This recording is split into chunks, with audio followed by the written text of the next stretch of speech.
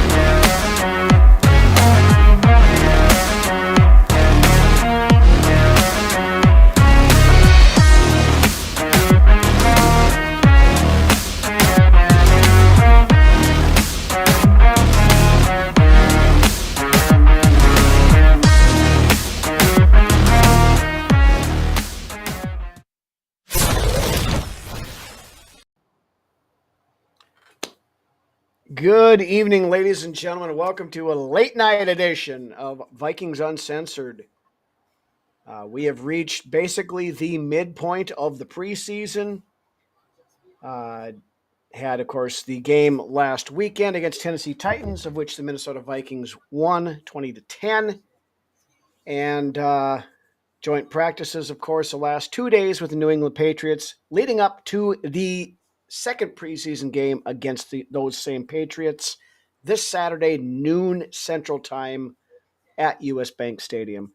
Good evening, everybody in the chat. Ant, Drew, Josh, Doc, everybody in there.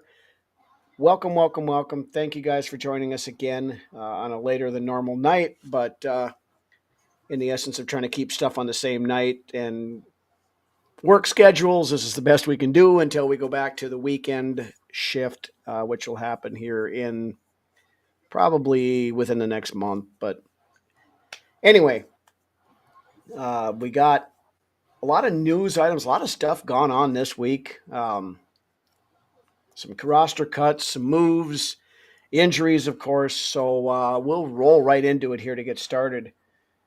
Of course, the big news out of the game last week, wide receiver Rondale Moore on his first punt return of the game.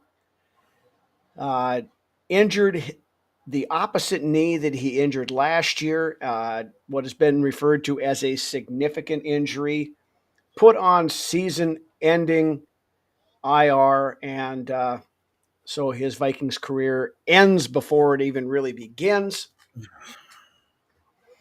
That sucks for Rondale. It does. At this point, I had mentioned on our page, at this point, if I was him, you seriously got to consider just hanging him up. His body just is not meant. His body just can't stay healthy. He just can't stay healthy. No, I mean, well, he's just that. He's that slight of frame. I mean, little guy and out there, and what the injury that last weekend, it wasn't even a real big hit or anything like that.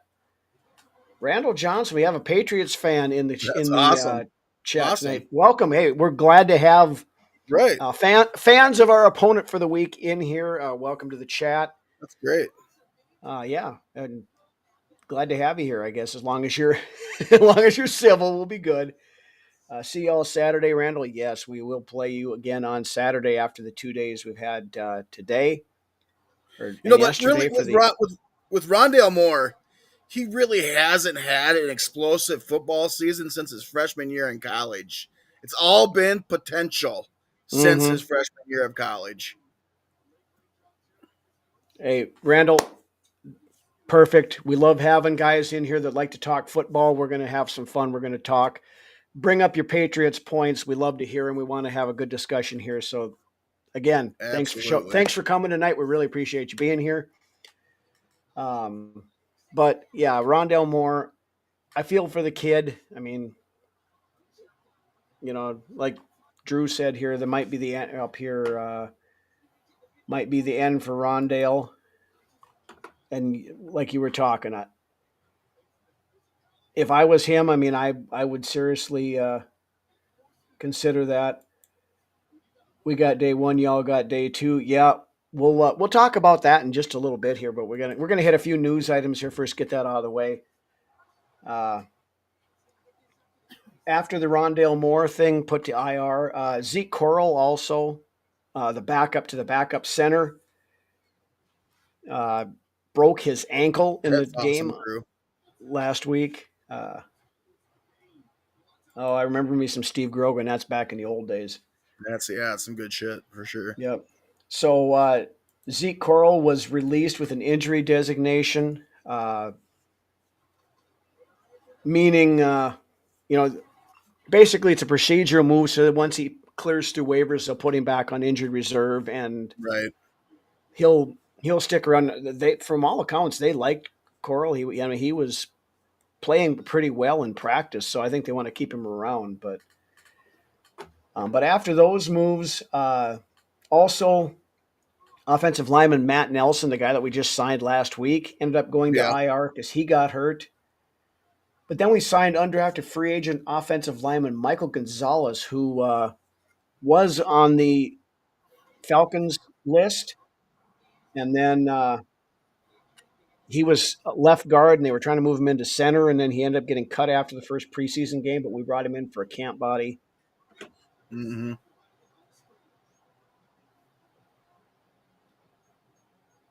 Yeah, what could have been there, I guess, Randall. But we'll figure it out. I think that's it. Doc's comment.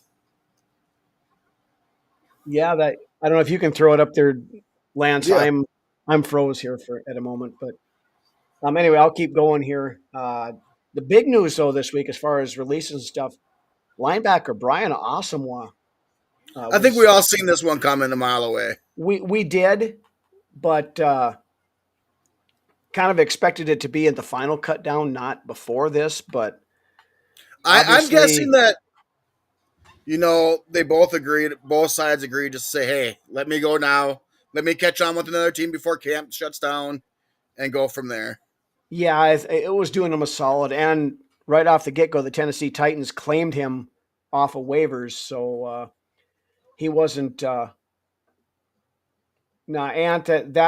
wasn't the reason why they let him go. It didn't help his case any, but he just wasn't a fit for the Flores defense, I don't think. I mean, when he was drafted, it was Donatello was the defensive coordinator, and just for whatever reason, yeah, Drew, I did too. I think we all had high hopes for him. So. Yeah, Randall Ty Felton. I think the kid's got some potential there. He's not ready to be a solid contributor yet, so he's going to have to make his mark on the special teams. I thought he had himself a pretty good preseason game. Yeah, he did. He did. And one thing that was really cool, been hearing, so yeah.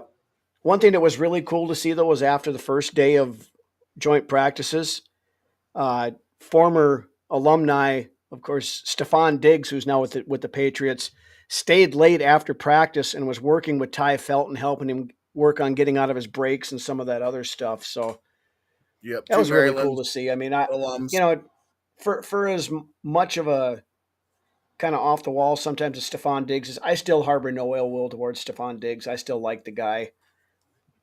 He's a diva wide receiver. There's no shortage of them in the NFL. Player, yes. As a player, yes, I can ride with Diggs, but as a human being, I just don't know. There's a lot of shady stuff that goes around with Diggs, I believe, outside of the game. But as a player, the dude can ball, yes. Yeah, you're not wrong.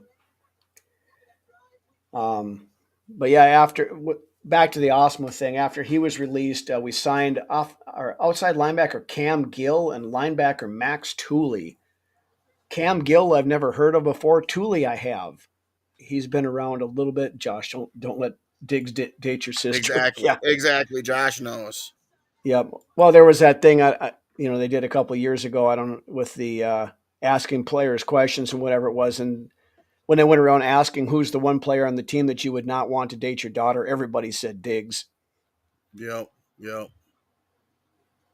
And then, of course, you got the pink powder on the boat this past off season. So, Mm-hmm. yeah. Yeah. So, I mean, he gave us some good memories while he was here, but, we got the better end of the deal when he moved on. We got Justin Jefferson. So, That's right. And you know what? What a blessing it is to have him on this team. And I was just talking about human being, 2 minutes ago. It's a night and yeah. day between him and Diggs. Yeah.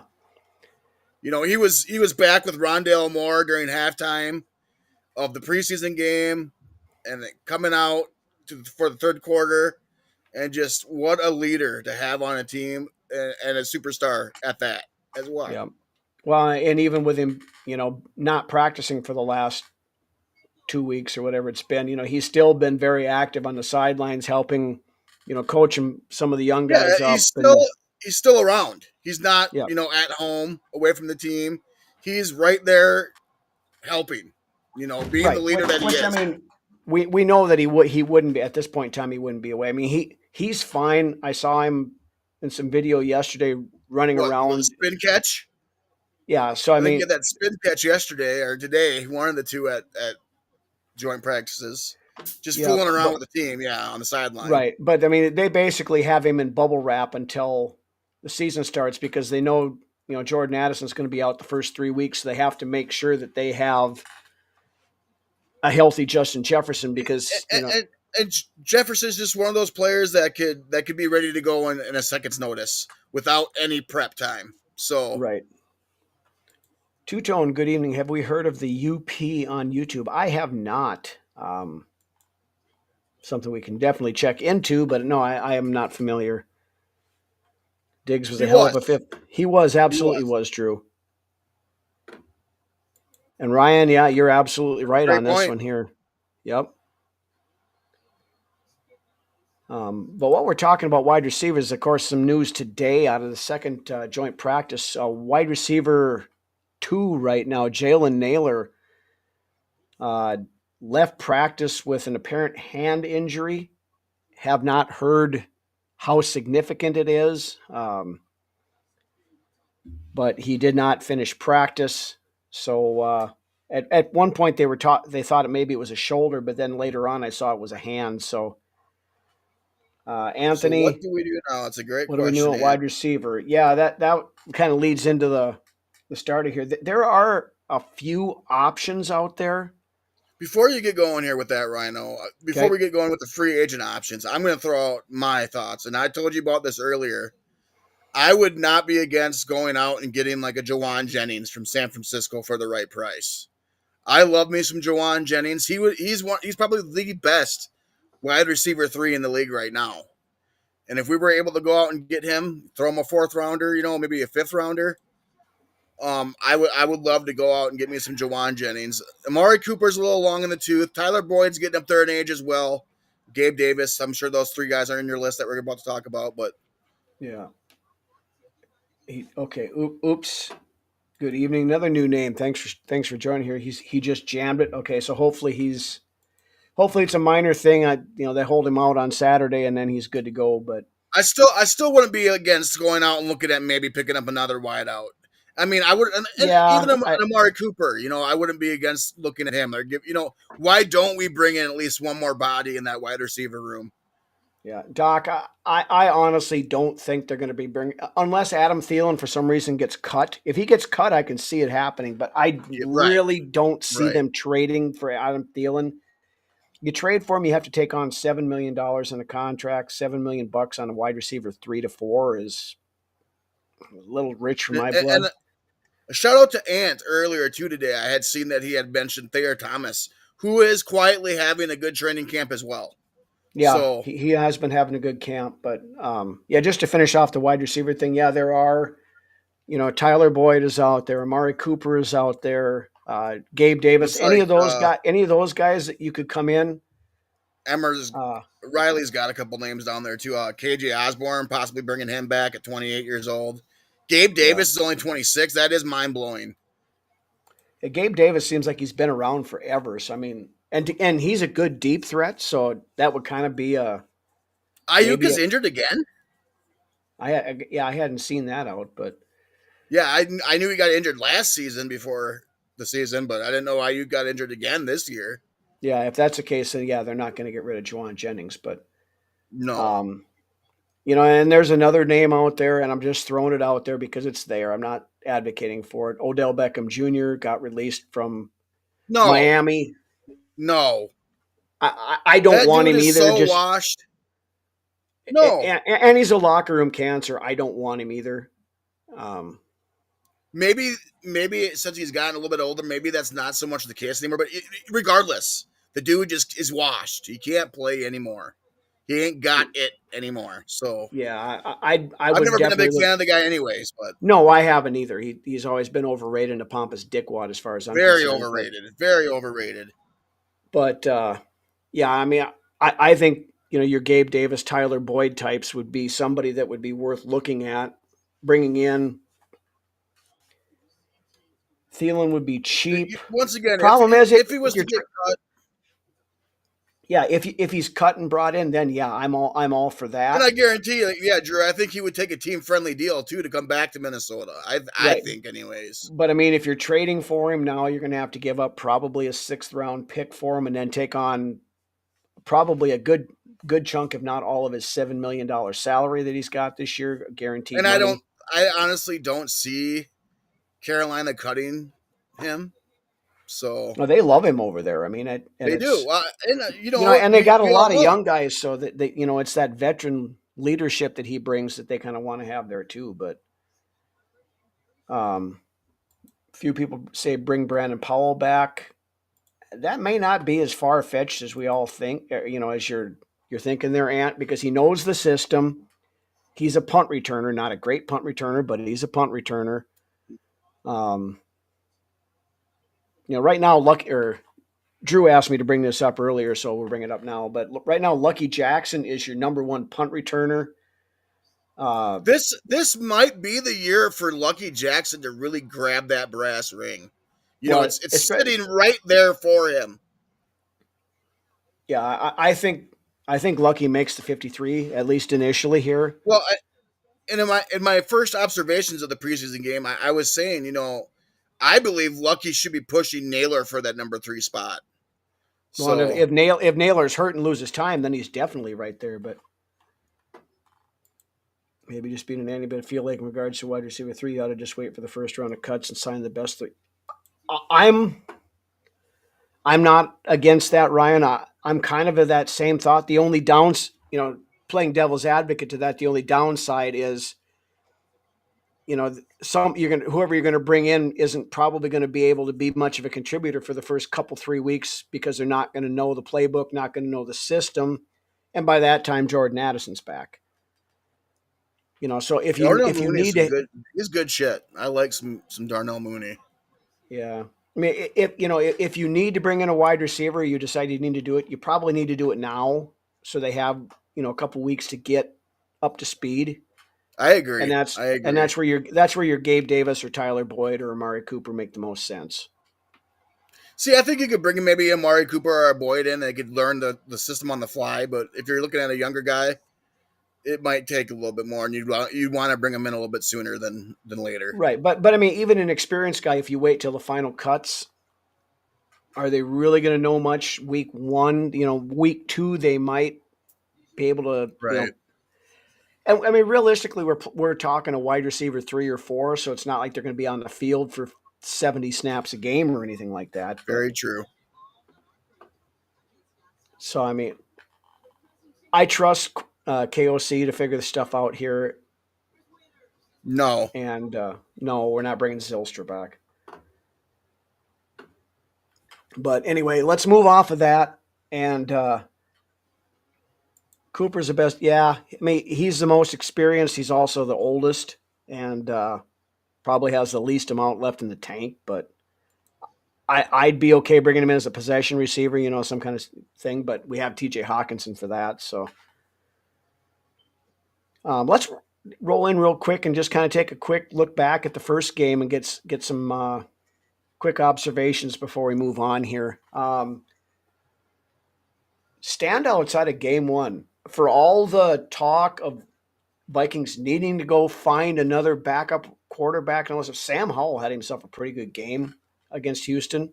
All the quarterbacks did outside of Brett Rippon. Brett Rippon sucked up the joint, but Yes.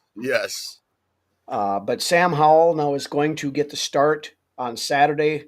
It was announced today that J.J. McCarthy will not play. Yeah, we won't So be you'll seeing get McCarthy again until September 8th. no, I don't think so either. Max Brosmer, though, is quickly becoming the favorite of the Vikings fan base. You know, I got one word for Brosmer's performance last weekend, and that's sharp. He looked sharp. Yeah, I So mean he's looked really good, and I know I've seen people talking about that he should be quarterback 2 and all this stuff. I mean, I'm just going to say this right now. Let's pump the brakes on this. He looked really good against third and fourth stringers. You know, we don't we're he's trending real close to that Kyle Sloter status where the guy comes in and just lights up the fucking place in the preseason. well, you even got Thornton Eistrom out there saying that he might be pushing for the quarterback 2 spot too. So I Yeah, mean, I did see that today, but I'm not there yet. I like Brosmer, let's and I think not lift him up too high until we see more. I want to see more. I yep, want to see more, and I want to see consistency. right So now, let's wait till we see that before we fucking crown the guy quarterback right too. now, like what I'm rooting for him. Will Raggets today said, and I agree with what he said, is if the team likes Brosmer, which by all accounts they do, and KOC had his eye on him for a couple of years, they're probably going to have to make him QB3 because if you try to, he's put enough tape out there now, whether it's the leaked videos or whether it was the game footage, Right. that And if you I try to mentioned sneak this him to last week. the practice squad, somebody's probably going to pick him up. Now, Brett Rippon, on the other hand, you can move him to the practice squad and it's not going to be a problem. So you make Brosmer your quarterback 3, and if you want to call up Rippon, off the practice squad during game days for some reason or another, you could do that. But I think that's Yeah, I think you pencil in Brosmer as 3 right now because you're going to be able to move Rip into the practice squad without any issues. right. Yep, Josh, exactly what I was saying. Couple other guys. Drew brought this up here. Here we go. Gabe Murphy. That guy looked like a freaking beast last He weekend. is a legit edge rusher 4. Mm-hmm. Yes. Yeah, because what do you have? 2 sacks and 5 pressures in like 12 dropbacks or something like that. Yeah. Yep. I mean, the guy. I mean, I was a big fan of Gabe Murphy. I thought he was a 3rd or 4th round pick last year, and he ended up Coming out going of UCLA, undrafted. yeah. So I mean, the Vikings got another gem there, I think, and he's a good player, and he's going to make an impact this year. I fully believe that. A couple other ones, Khalif Halasi, that he was a cornerback. They moved him to safety. He had 2 A lot of people interceptions. were wondering who the fuck that is before last Saturday's game as well. I wasn't the only one that was like, who the fuck is this guy? Yeah, I'd never heard of the kid before that, but he showed out during the game, and he's if they keep 5 safeties, he could be in that mix. Then the RB3 position, we have a fierce battle going on there. I believe at this point it's Xavier Scott's job to lose. He definitely showed that he wanted it last week. Yeah, Josh, that's Xavier Scott. Yeah, he Chandler looked. Hey, Reggie's in the house. Good evening. Chandler looked okay last week. Nothing special. But I again, don't even think he looked okay.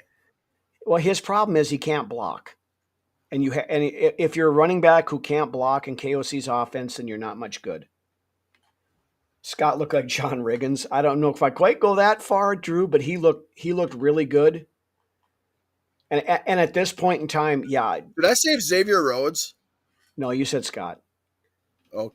No, but Xavier Scott's my RB3 right now. I think he's. Yeah, mine as well. Yeah. And I loved the tough running and the way he's able to move. Mm-hmm. So I loved everything I've seen out of Scott.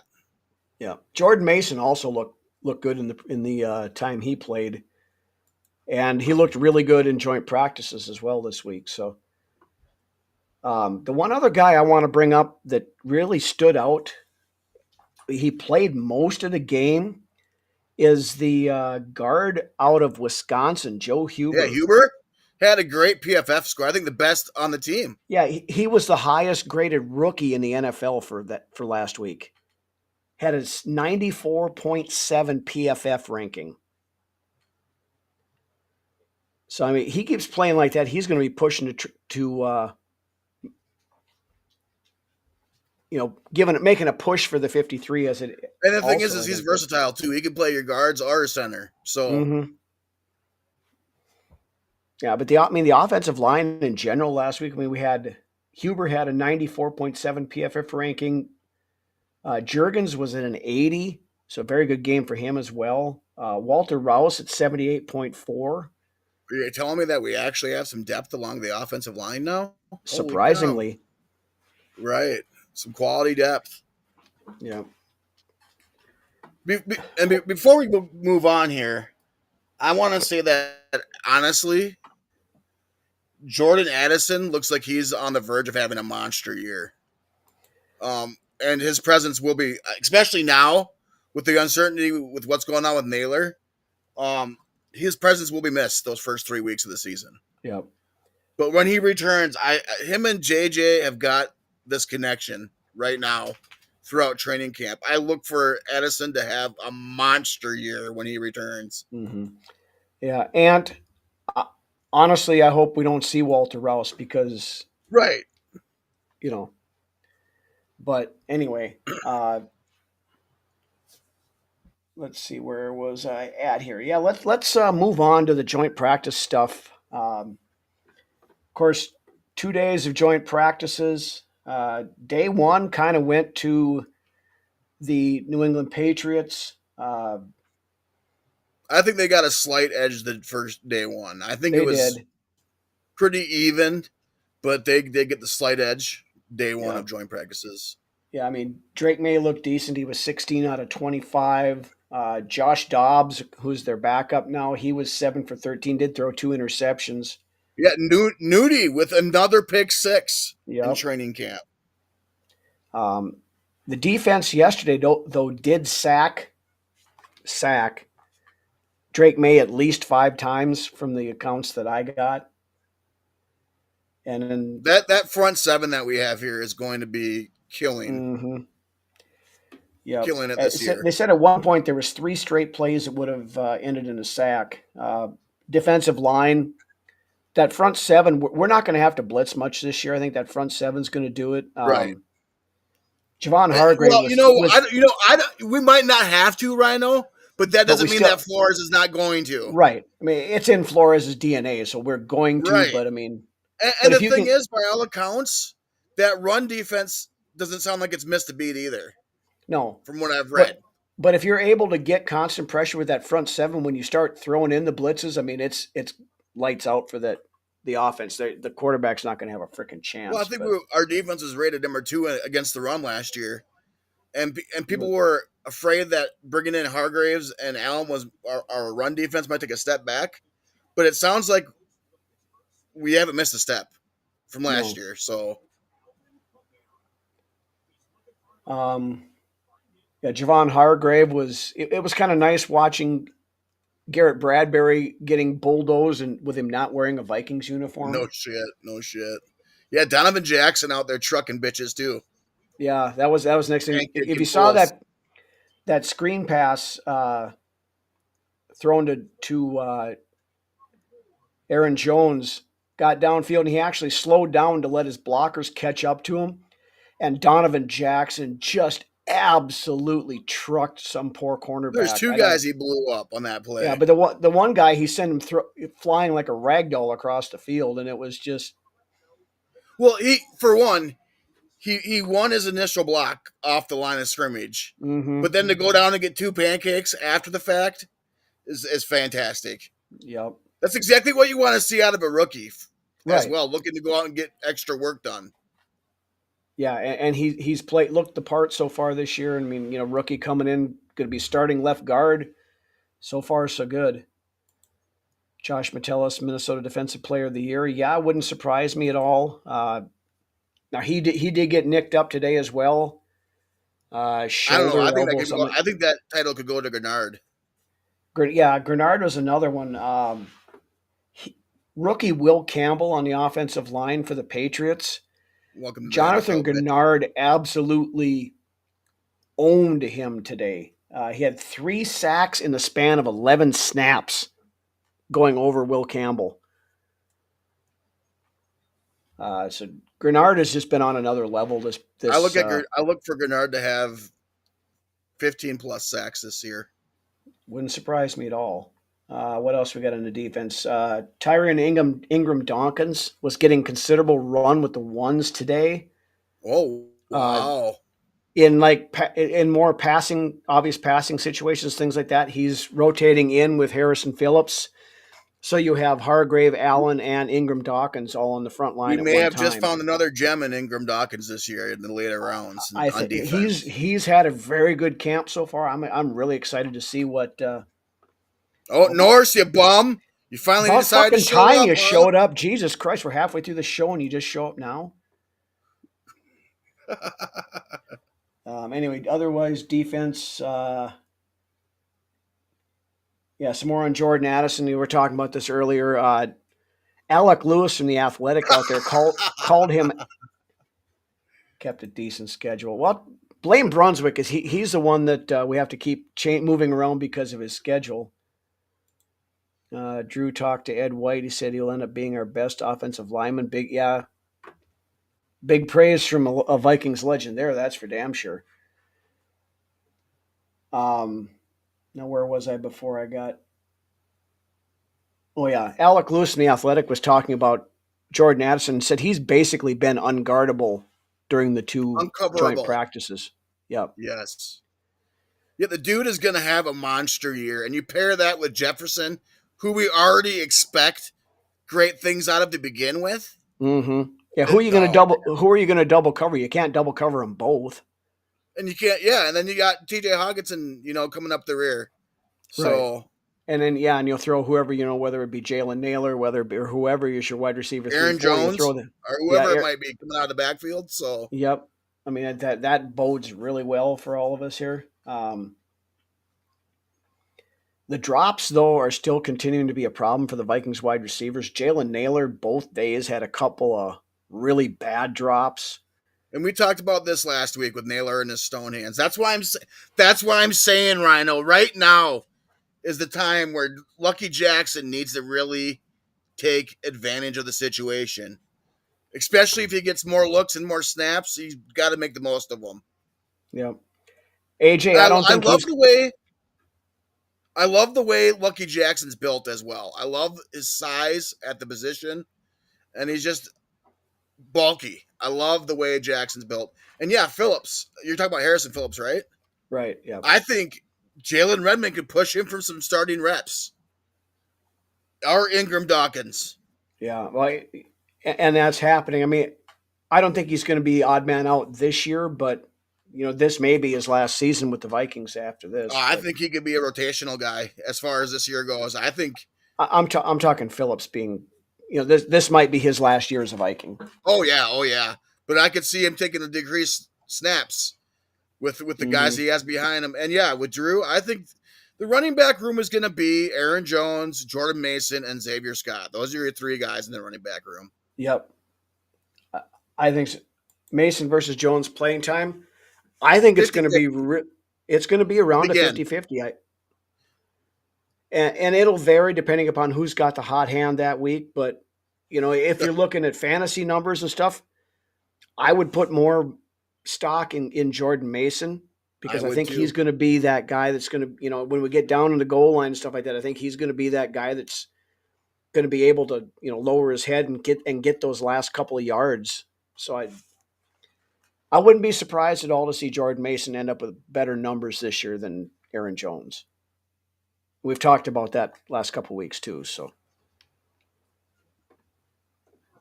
Brunswick is froze up again. So we'll go on. No, I'm still here, man. Oh, you're here. Yeah, you were froze up a second ago, but looking at the quarterback play today, J.J. McCarthy was on a freaking heater today. He had 5 touchdown passes between the red zone drills and the 11-on-11s. Had a really deep bomb to Aaron Jones. 14 of 16 throwing. And I think that proverbial switch in JJ's head is almost completely switched on.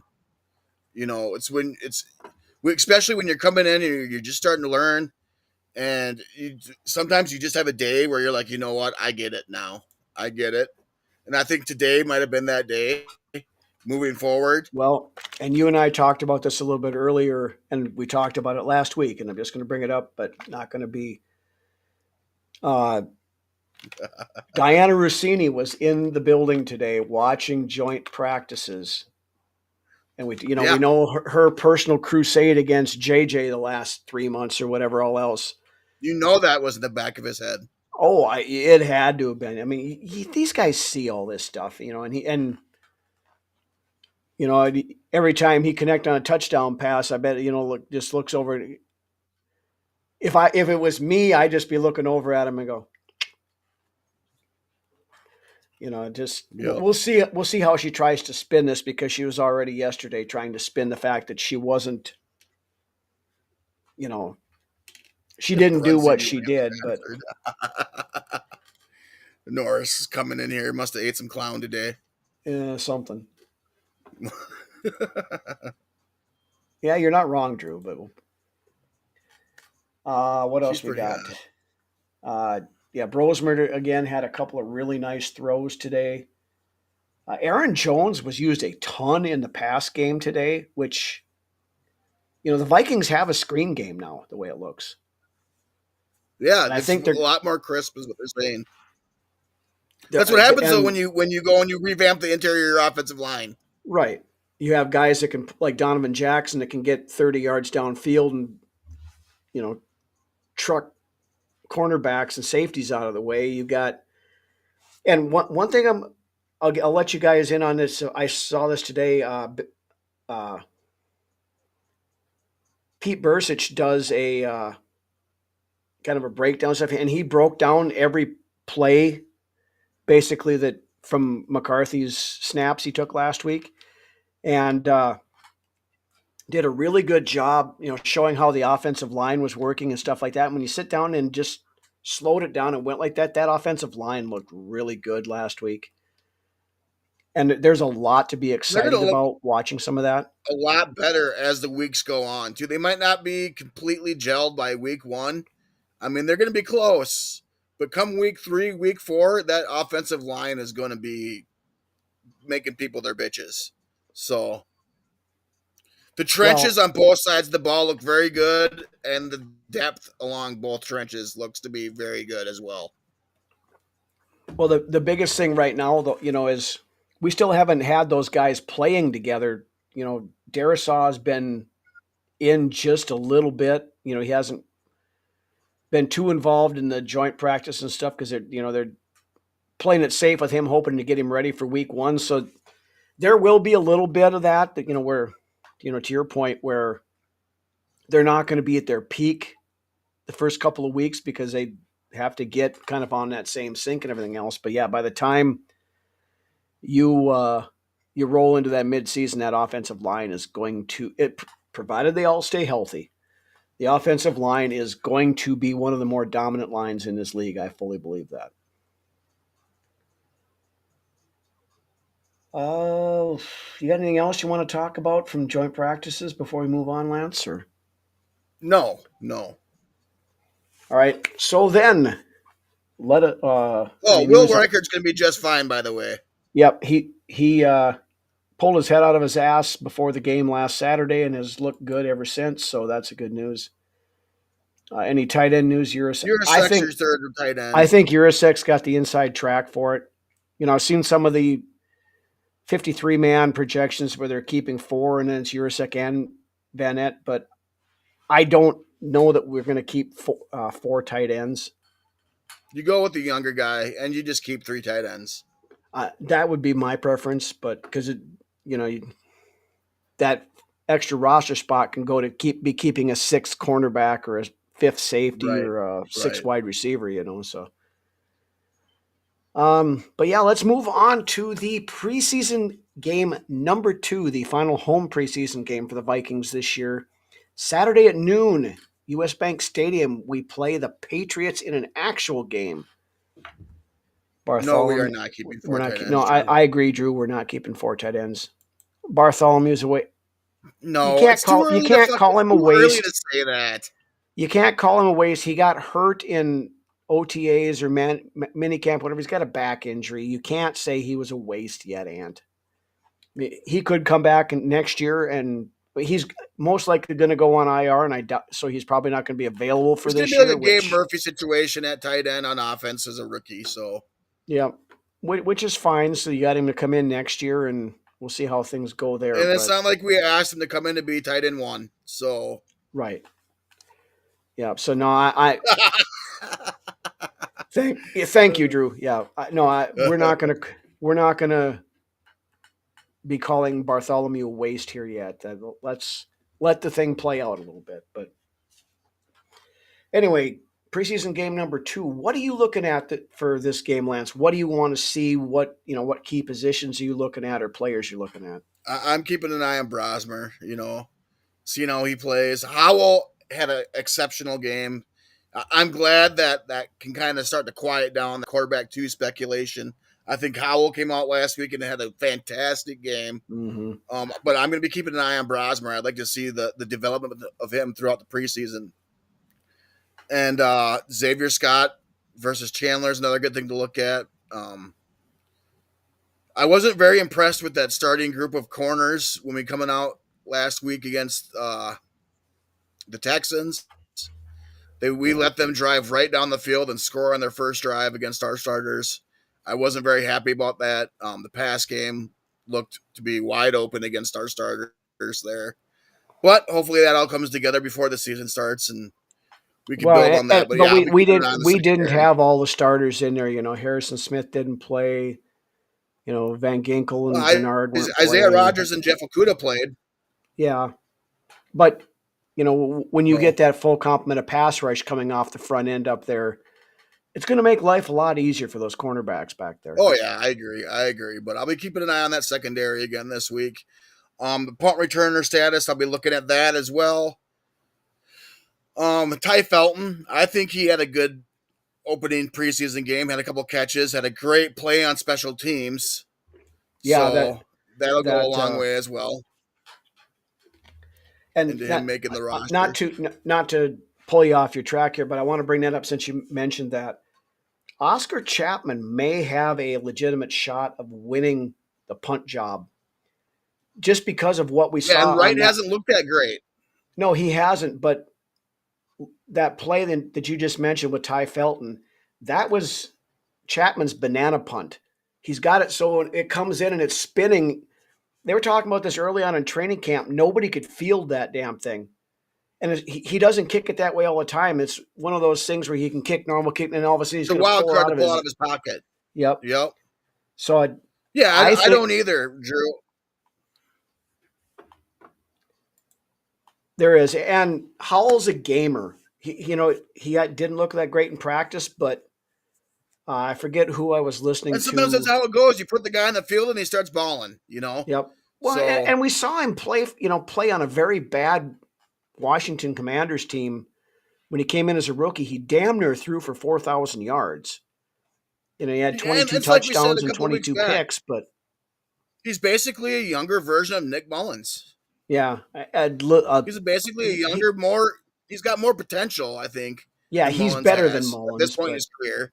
But he's a similar type. He reminds me a lot of Nick Mullins, a younger Nick Mullins.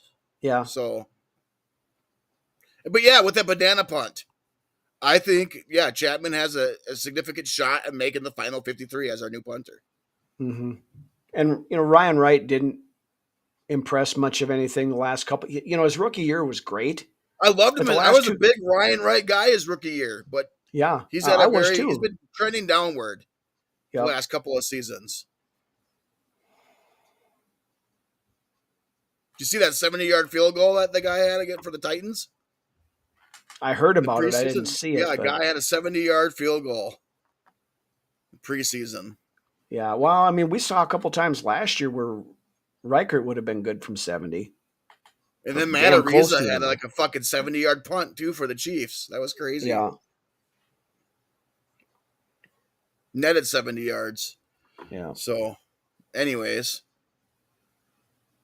And they might start him in the third preseason game, but he's going to be the QB3. He's not going to be QB2, to Drew's point there earlier.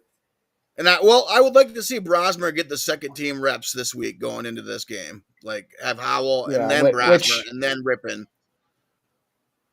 Which on the depth chart that came out today for Saturday's game, Brosmer's still listed as QB4, but I would like to. I'm looking at seeing how the back end of this roster is going to round out after the second preseason game. Is basically what I'm looking at. Yeah, same thing here. The Xavier Scott versus Ty Chandler battle, that's something I'm going to be keeping a definite eye on. We'll put that up there, yeah. The backup quarterback position, we talked about that. I want to kind of see, can Brosmer, show out again this week? Will he tail off and Rippon has the good week this week? I want to see, can Howell replicate what he did against Houston to, solidify the fact that, yes, he is our quarterback too. I think he will. Yeah, I mean, and you know what? Speaks a lot to Howell after hearing all the crap that you heard about him going into that first preseason game, and for him just to come out and go 11 for 13 and then rush for a touchdown. He says a lot about his character, a lot about the way he plays the game. He had a good showing against that Texans team. So yeah, he basically walked off the sidelines, pulled the heater out of his mouth, flipped it on the ground, and went out and freaking balled out for the time he was out there. A couple other things that we kind of touched on this. I want to see how the cornerback room plays out here. Can Okuda keep that? He's had a rough week. He's had a rough week. He got burned pretty bad by Diggs yesterday on Diggs one play. Made him look like a fool yesterday on one of those routes. Yes. Yep. But we'll see. We'll see. Can Blackman keep going on his way back? That last cornerback spot between Blackman is quietly beginning to push Okuda for that number 3 spot at corner. Yep. And then that last, or the fifth cornerback spot, whether we keep 5 or 6 is going to be the question. I think we're keeping 6, and I think Vaughn's going to make that. He's going to be Zamiah Vaughn and Nudie McGlothern. I don't see how you can cut McGlothern at this point. I mean, the guy's had like 7 interceptions in training camp. You don't. You just keep developing in him, and if not next year, the following year, you do what you did with Metellus. You give him that contract and you start him. Yeah. Yeah, Norris. Not everybody catches on. Everybody's all about these rookies starting right away. A lot of them don't. A lot of them don't catch on until year 3. Mm-hmm.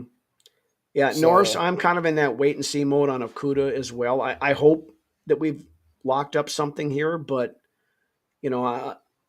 until he can prove it a couple of times, or on a consistent basis. I think that the staff knows then a lot more than what we know as fans. I believe they trust this cornerback room, that there's enough talent there to get us through the season. Right, because there are still talented cornerbacks out there that if they were concerned with, we could have went out and got. Asante Samuel Jr. is still out there. There's a couple other ones. The guy from. I think Flores is confident in the group that we have right now, and if he wasn't, we would have went out and grabbed somebody. Right. A couple other spots though that I'm definitely going to keep an eye on.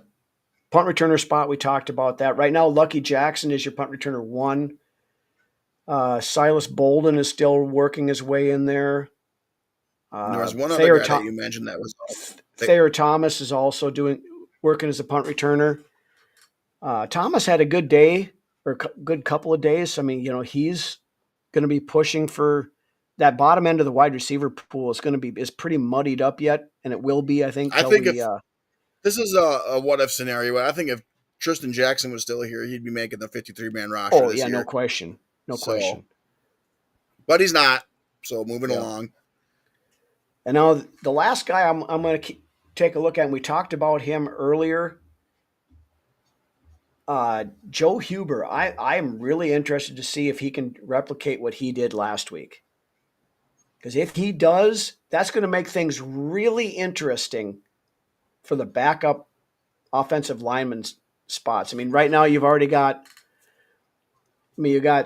School, who is probably. I think he's a bubble guy at this point, Schoolie. So I'm almost in that same thought process because they like Walter Rouse, and by all accounts, Walter Rouse has played really well in training camp so far. And then you got Blake Brandel already, who could also play tackle. Yep. And then guard. You've got Juergens and Huber.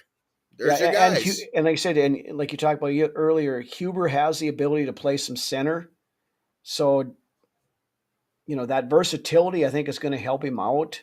School's a tackle, and I don't think he's really position flexible as much as the other guys. I think you go with Rouse, Brandel, Huber, and Juergens as your backups along the offensive and line. Rouse has been playing both tackle spots in practice. And then you try to sneak Brown onto the practice squad.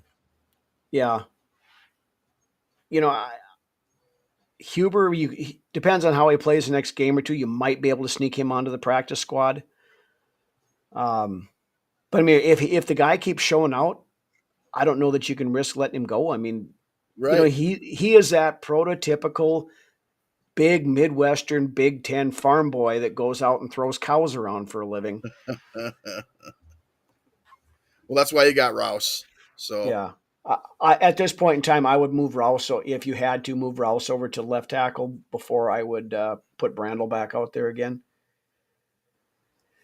And School has not really. Well, they're there for a while. He hasn't really impressed me that much in camp so far. No. And I mean, he's somebody you could probably get him to the practice squad. I know, with the veteran roles and stuff now, you could put him on there and call him up if you needed to. I think back in the day there was a rule where if they were in the league for more than 3 years, you couldn't put them on the practice squad. Right, but now that's gone. That's done. Yeah, they switched all that during the COVID years and stuff now, and they kept it. Which they have 17 spots on the practice squad now. Right. So it makes it easier for that, and you can call a guy up. There is some rule for the veterans how many times you can call them up before you either have to keep them on the 53 or release them, but. Yeah. If Darisaw is good to go, you don't call him up. And then, worst case scenario, something happens during the game, Rouse could finish it off. And then if you needed to bring School up for the next week, you could do that. Right. But, hopefully Darisaw stays healthy this year. I mean, that's as good as he is. That's been a knock on him so far during his career. It's nice to actually have some quality talk about offensive line for once in the last 10 years. Yeah. Well, and you don't have to worry about talking about Oli Udo and what's his nuts before him. Wyatt Davis and what's his name? Willie Beavers. Willie Beavers and Mike Rimmers and all that kind of shit. Yeah. Dakota Dozier. Mm-hmm. Mike Rimmers wasn't too bad, but he was, compared to what we have now, yeah. Yeah. So. But, and we talked about this I'll come back to my point here in a minute. What happened to Dwayne McBride? They let him go last year, and I haven't heard a thing about him. I don't know if he's in the league anywhere right now, to be honest with you. I mean, I honestly saw all I needed to see out of him in preseason last year. Yeah, he flamed out after basically one preseason game. Mm-hmm. Exactly. Should be well. He's obviously somewhere, and just we don't know if that somewhere is Where somewhere is where in he? the NFL or Where is he? yeah, where in the world is Carmen San Diego or Dwayne? Where in the world is Dwayne McBride or where's Waldo or wherever Right. wherever the fuck whoever is, I don't know where he's at, but um, I'm not concerned with him anymore. He's not on the team. I know that much, and that's about all I know. But yeah, to the point I was going to make earlier here, we talked about this back, after free agency. Some of the Vikings are getting to a point with this roster where we are going to be cutting some pretty good players. Wow, giant fly. Is that what Godzilla. that was? That Thought you was. thought you had some black shadow demon or whatever floating across your screen,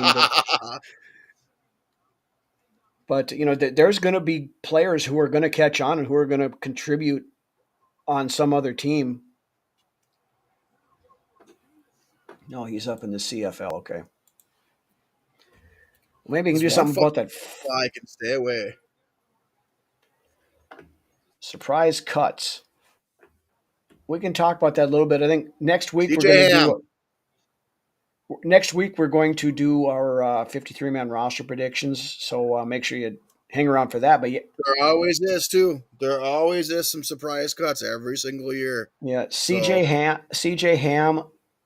He's kind of in that same Marcus Sherrill's kind of whim. The only three things that would survive a nuclear holocaust are cockroaches, Twinkies, and CJ Ham. right. I Oh, think, George. Better late than never. yeah, good evening, George. I think there's some definite possibilities of some guys that might surprise you. Um, like you said, school might be on the bubble. Defensive linemen, I think we're pretty well locked as far as your ones and your twos. Uh, Ryan Wright, Yeah, Ryan Wright. That could be one. I think that's a very legitimate one. I mean, some of the other ones, I don't know that it's going to be a real surprise. Ty Chandler, I don't think makes the roster, but that we've talked about Right. that for a I couple think of weeks now. Xavier Scott's position to lose. So Yep. Wide receivers, I don't see any real surprises there, especially right now with Addison out the first 3 weeks. Brandel could be a guy that gets cut. I mean, though I he's had a good camp, but I don't foresee that happening. But when you got guys like Huber and Jurgens coming up the mhm. rear, it's possible. It's po- So I mean, they may try to trade him and get something out of him. right, Judd Zolgad actually brought that up. He did his weekly 53-man projection yesterday, and he had them trading Blake Brandel and keeping Joe Hubers. So that's not not entirely far fetched. That would qualify as a surprise, I think. So we'll put that one up I there. believe so. Uh, in the secondary, it's really hard to peck. I think they have to keep 6 cornerbacks because I think you do too. I think you keep 6. myself personally, I don't know that I can pick between McGlothern and Zamiah Vaughn. I think McGlothern probably would have the edge right now, but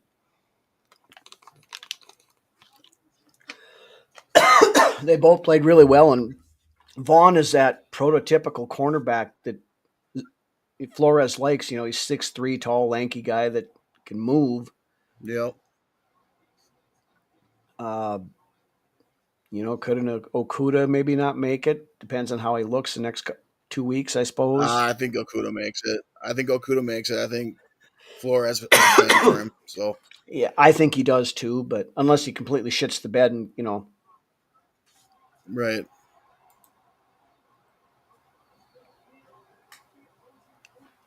I get your point on that, Drew, but to the point I made earlier, in Kevin O'Connell's offense, the running backs have to be able to block. and pick up the blitzes. I think Scott's got some okey doke to him. I don't think Scott's just a one pace back. I think he's got some okey doke to him. So, at least from what I've seen out of the preseason game 1, I mean, yeah, and I mean he's got some really good vision, I think. But he's a converted receiver, so I mean he's got. I'm okay with Scott at running back 3, and I don't think there's too much of a fall off from that at all. We pretty much saw it last year. That Ty Chandler didn't get much run. I mean, we basically and when you're running back 3, you can't pass protect it. You just can't. You can't have that. You can't have that. There's no excuse. No.